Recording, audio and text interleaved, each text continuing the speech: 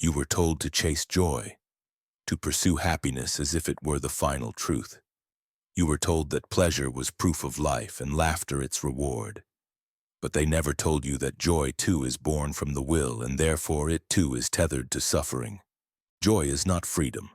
It is the momentary relief from pain. It is the gasp of air between two waves. You celebrate it not because it lasts, but because you know it won't. You cling to it because its departure is certain. And in that clinging, the suffering begins again. Every joy you felt was rented from the will, and the will always collects. It is not content with your satisfaction. It uses it to sharpen its next demand. The moment you experience pleasure, the will asks, "When will you have it again?" And from that question, suffering is reborn. You are not happy. You are distracted. Joy is not peace. It is the pause in war. And even that pause must be paid for. You smile when you are loved, but the fear of losing that love is born in the same breath. You laugh in the arms of someone who desires you, but already the mind whispers, "What if they change? What if this ends? What must I do to keep it?"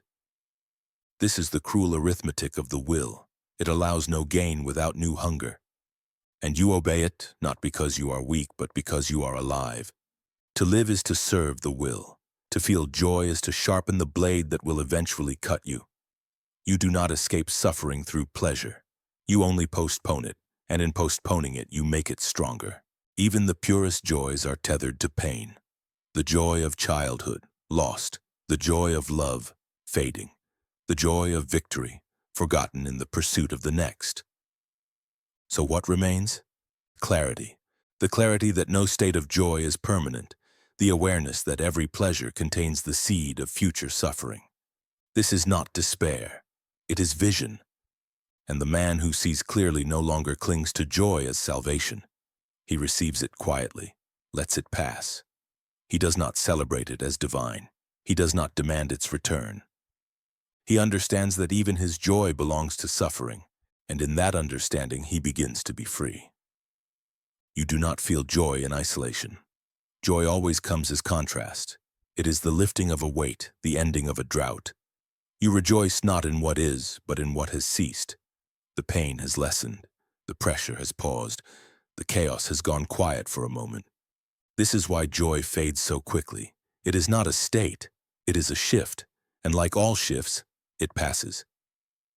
You eat when you are hungry, not for the food, but for the relief from hunger.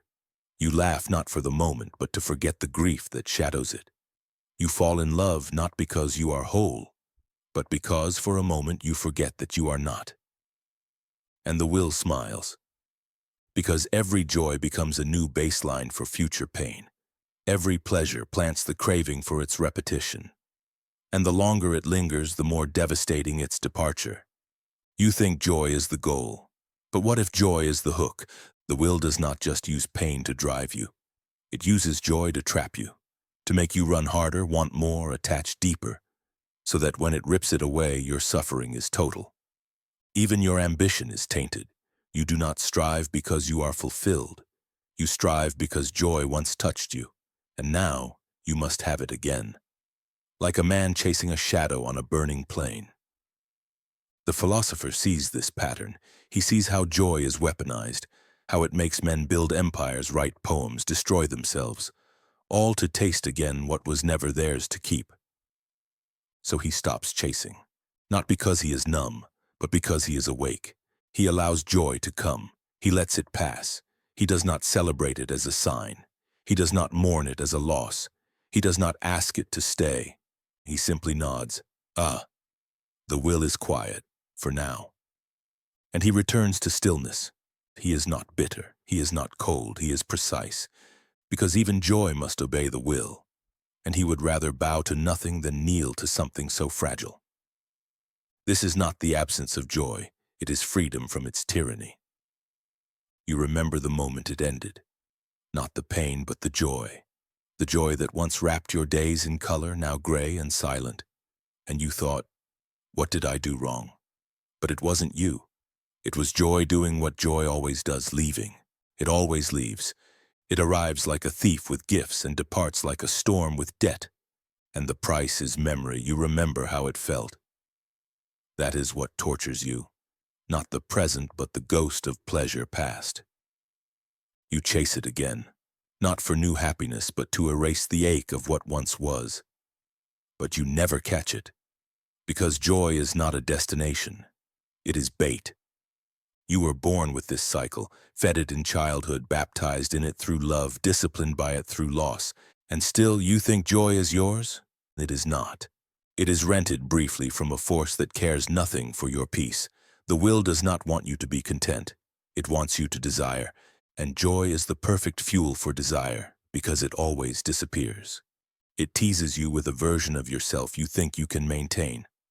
But you can't. The world changes. People leave. Health fades. The mind cracks. And in the rubble you search for the spark. But even that search is a function of the will. You think you are healing, but the will is simply shifting tactics, moving you forward, chasing that next flicker. The philosopher stops running. He lets the joy go without protest. He does not cry when it fades. He does not sing when it returns. He watches it the way one watches a cloud, beautiful, but passing. He ties his identity not to the joy, but to the watching. That is the only permanence, the one who sees. And when you realize that, joy no longer owns you. You walk beside it, but you never hold it, and you feel it, but you never expect it, you welcome it. But you do not rely on it, because it belongs to suffering. And you no longer belong to either. You laugh. And in that laugh, the shadow of sorrow is already present, because you know, either consciously or not, that the moment cannot last. The joke will end. The love will dim. The joy will slip between your fingers like dust. And yet you reach for it, again and again. This is the will's most beautiful cruelty. It convinces you that what you hold might stay, that maybe this time pleasure will not fade, that maybe this time joy will not betray you. But it always does, because it must. If joy stayed, you would no longer chase. If you stopped chasing, the will would lose its engine. So it allows you to taste but never to own. It gives you love, but only for a while. It gives you success, but always paired with fear of loss. It gives you beauty, but with a mirror that cracks over time. This is not accidental, it is architecture. You were designed to suffer through joy, to become addicted to moments that will inevitably die. And when they die, you will call it failure. But the philosopher calls it truth. He no longer chases happiness like a child chasing wind. He does not scream when it slips away. He does not demand permanence from what was never meant to endure. He watches his joy come and go like seasons, appreciated but never clung to. He builds nothing on it, because to build a life on joy is to build on sand. Instead, he builds on awareness, the kind that knows the will always hunger, the kind that sees joy not as a gift, but as bait. And in seeing that, he is no longer fooled. He suffers, but without illusion. And even that is its own kind of peace. You look at the happiest moments of your life and you ache, not because they were false, but because they are gone. That ache, that piercing sweetness, is proof that your joy was never free. It was always tethered to time, decay, and memory, and you replay those moments not to relive them, but to mourn them. And that mourning is the clearest evidence. Even your joy belongs to suffering. For every embrace there is a goodbye. For every victory an inevitable decline. Even the sound of laughter echoes best in the chamber of past pain. You think joy is an escape, but it is simply the gentlest form of suffering's control. Because once you have felt true joy, you will do anything to feel it again. And in that desire, the will tightens its grip. You become a servant not to joy itself, but to its absence. You work, you strive, you sacrifice. Not for peace, but for a glimpse of that feeling. A feeling you never understood was fleeting by design. The philosopher understands. He remembers joy as a traveler remembers sun between storms. He does not cling to it. He does not define himself by it. He lets it pass without needing it to stay.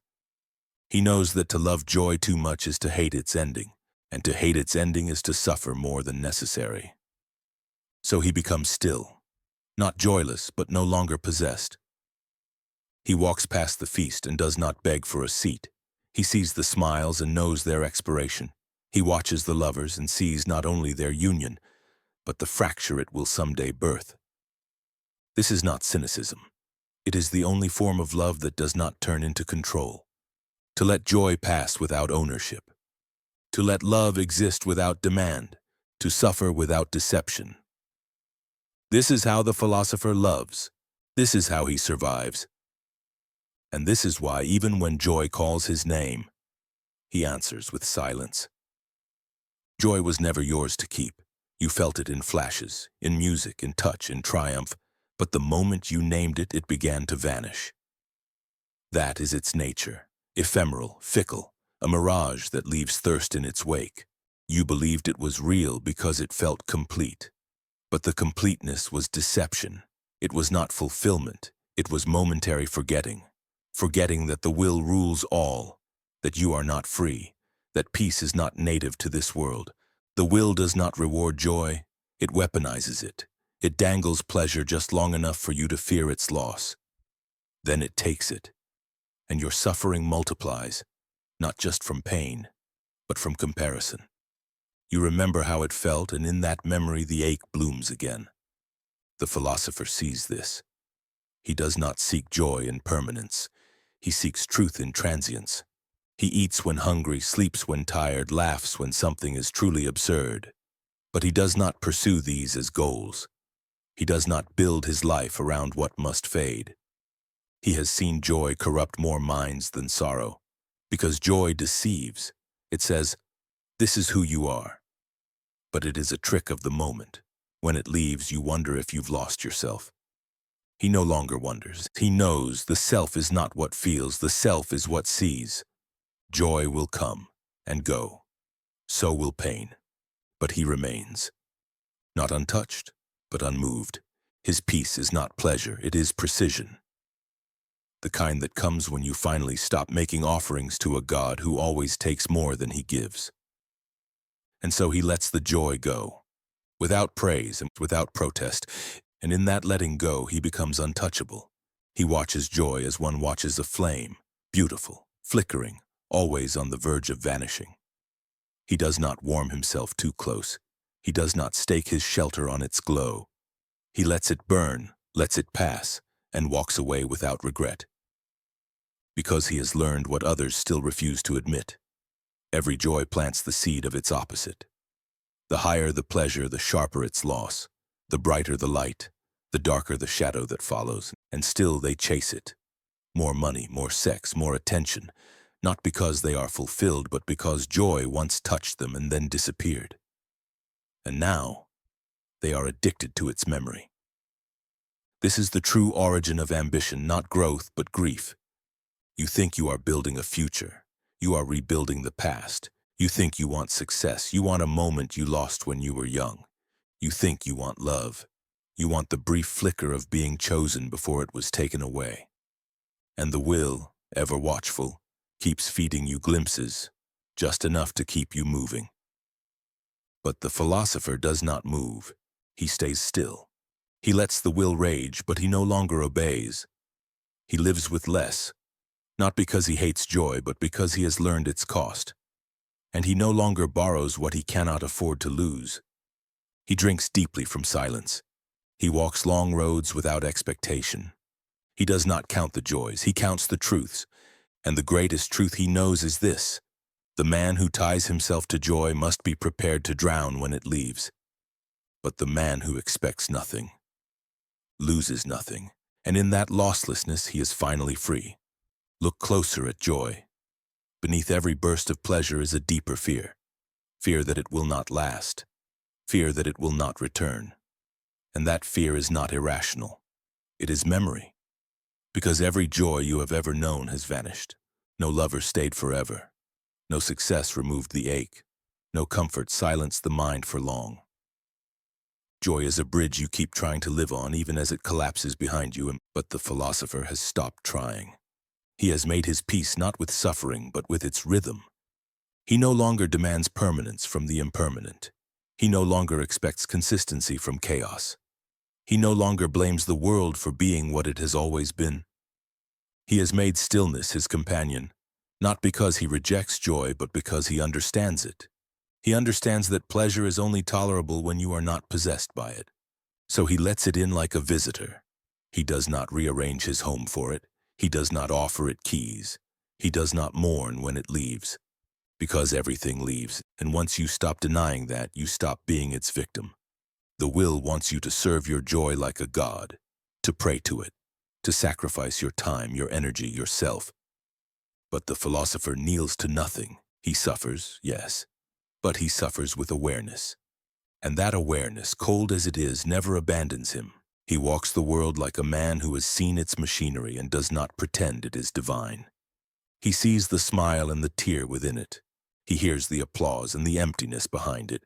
He tastes the sweetness and feels the bitterness it conceals. And still he walks, not because he is above the world, but because he has finally stopped asking it to give what it was never made to provide. He once believed joy was the purpose of life, that to suffer was a detour, and to rejoice was the destination. But the longer he lived, the more he saw the pattern. The destination always moved, and the detours never ended. Joy is not the goal. It is the illusion that keeps you moving.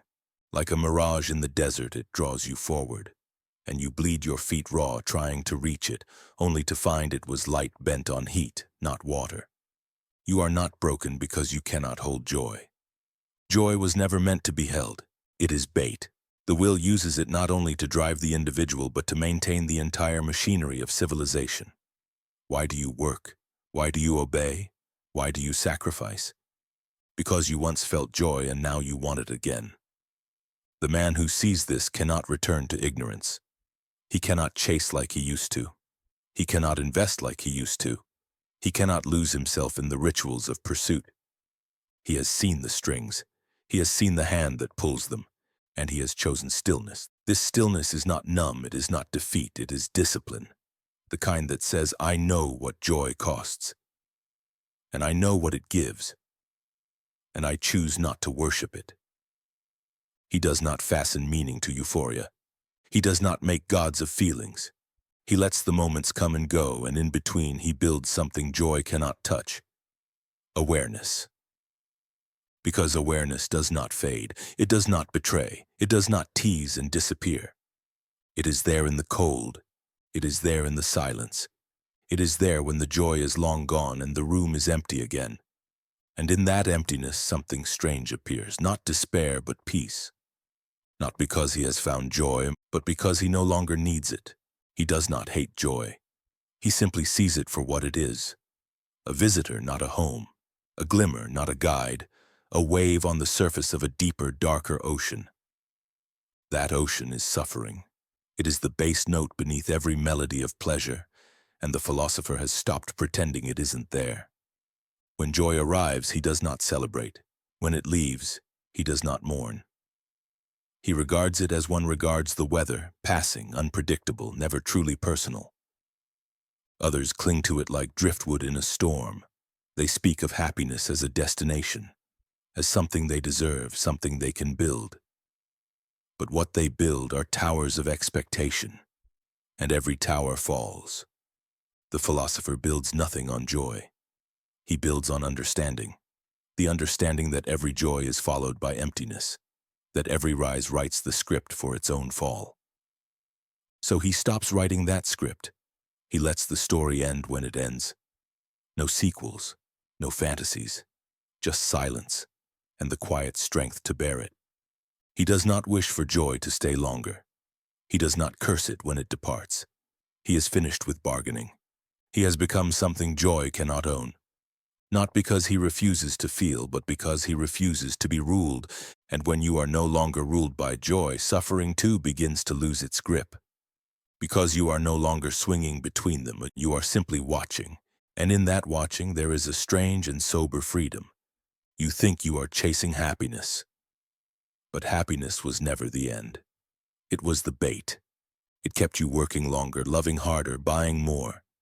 It kept you apologizing to stay close to someone who no longer saw you. It kept you lying to yourself just to feel alive. But the philosopher is finished lying. He does not deny joy when it arrives. He does not reject beauty when it passes by. But he does not kneel to it. He does not organize his life around the next hit of relief. Because he has understood what no optimist ever dares say. Joy is not your reward. It is your leash. It trains you to expect its return. And when it does not return, you do not question joy. You question yourself. This is the trap. And the philosopher has walked through too many ruins to believe in it anymore. Now, when joy touches his life, he welcomes it like a breeze, not with celebration, but with stillness. He no longer asks, "How do I keep this?" He only asks, "What does this moment reveal?" Because every joy reveals a shadow, a fear, an attachment, a hidden demand. And he uses that moment not to indulge, but to observe. He has become a witness to his own cravings, a chronicler of the will's movements.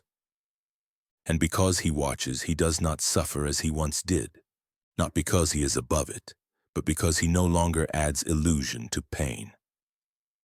This is how the philosopher walks, in quiet, in solitude, in the knowledge that joy is brief and truth is permanent. He has watched joy destroy people, not through pain, but through attachment. They found something good, and instead of letting it breathe, they tried to own it, to preserve it, to make it eternal. And in that attempt, they poisoned it. The lover who clings, the artist who cannot top his last work, the man who wins once and becomes enslaved by the need to win again. All of them victims, not of sorrow, but of joy. This is what the will does. It weaponizes your best moments. It whispers, "This is who you are." And then, when life shifts, as it always does, it leaves you with a memory that feels like failure. But the philosopher remembers something else. The moment was never meant to stay. He does not archive joy. He does not trap it in photographs, journals, or fantasies. He lets it burn and then turn to smoke. Because the man who knows joy belongs to suffering does not become bitter. He becomes humble. He stops asking for permanence. He stops praying for repetition. He walks through the world like a man who has wept for his best day and still chooses to rise the next, not because he expects joy again, but because he no longer needs it to keep walking. Others will not understand his silence. They will ask why he doesn't smile like before, why he doesn't light up when success arrives, why he doesn't chase what he once begged for. And he will not explain, because explanation is for those who still believe the world is fair, that joy is earned, that happiness can be held. He no longer believes, not out of despair, but precision. He has seen the same patterns in every human life, the rise, the shimmer, the inevitable fall. He has heard joy scream, then vanish without goodbye. He has tasted bliss, only to wake into hunger again. And now, he lives differently. He greets good news with gratitude, but not attachment. He allows praise to reach him, but not define him. He walks through celebration as he walks through grief, quietly and with eyes open. Because both are wins, both are passing, both are outside his control. And what is outside your control cannot hold your identity. This is the discipline no one teaches, and they teach you how to succeed, how to be joyful, how to manifest more, but no one teaches you how to hold joy loosely. Because if you did, you would stop needing what the world sells. The philosopher has stopped needing. He has not stopped feeling, but he has stopped clinging. He has learned to say goodbye to joy before it disappears. He mourns nothing, because he expects nothing, and in that emptiness he is finally at peace. He once believed joy made life meaningful. Now he knows it only made life addictive. Each high demanded a repeat. Each pleasure left a scar where it vanished, and every time he touched it, he loved the world more than it deserved. Now he watches joy arrive, and he does not react. He does not chase it down, does not invite it to stay, does not mistake it for truth. Because truth is quiet. It does not sparkle. It does not seduce. It waits beneath all that glitter for the one who no longer needs to be fooled. Joy fooled him once. It taught him that something outside could make him whole. that if he just tried harder, gave more, smiled brighter, he could keep it. But he couldn't, because joy does not belong to effort. It belongs to suffering, and when he accepted that, he stopped offering his soul for one more taste. He walks slower now. He speaks less, but his eyes are steady. Because he has lost the need to be lifted, he would rather be grounded in clarity than swept away by comfort. And though the world may call him joyless, he has never felt more awake. Joy is temporary, but the fear of losing it is permanent. And so even when you smile, you are suffering. You are already grieving the end you know is coming. The sunset burns precisely because it is leaving. The kiss stings because it is fleeting. The success haunts you with the knowledge that it will not last. The philosopher does not deny this. He embraces it. He does not romanticize joy. He reveres its fragility. And because he reveres it, he refuses to possess it. What you try to own, you begin to fear. And fear is the seed of all suffering. He walks among the joyful like a man who remembers the funeral that followed the feast. He does not ruin their joy. He does not mock it. But he does not join it. He lets them dance while he watches the stage collapse in slow motion. He has seen too many collapses to be surprised anymore. His calm is not indifference, it is experience. His stillness is not absence, it is wisdom. And when they ask why he doesn't light up, he does not explain. Because to explain is to try and justify freedom to the imprisoned. He is free not because he escaped suffering. He is free because he stopped pretending joy was its opposite. Now he suffers without surprise, and when joy visits, he nods, not with hunger but with respect. He knows it cannot stay, and he no longer asks it to. There is a kind of silence that follows joy, an almost unbearable emptiness. After the party, after the kiss, after the applause, there it is, that sinking, subtle reminder. It's over, and in that silence you suffer. Not because something went wrong, but because something went right, and then left. Joy is not the answer. It is the question that suffering asks in disguise. Will you forget me again? And the fool always does. He believes the good moment is permanent. He believes the high means he has healed. He believes the love will last because it feels strong today. The philosopher has no such faith. He knows the will is always watching, always waiting to reclaim what it has loaned. So he does not borrow, he holds nothing, clings to nothing. Not because he does not feel, but because he refuses to suffer needlessly when the cycle returns. His calm is built on ruins. Every joy that failed him became a brick in his quiet foundation. He is not untouched. He is built from touching everything and letting go. So when joy rises in his chest, he breathes it in, not to own it, but to honor it. And when it fades, he nods again. Because now he knows, even this, especially this, belongs to suffering. The greatest joy is the kind that does not beg to be remembered. It does not scream in your memory begging to be revived. It passes like a breeze and leaves no ache. But such joy is rare, because the will has no use for it. The will wants memory, it wants hunger. It wants you waking in the night longing for something that no longer exists.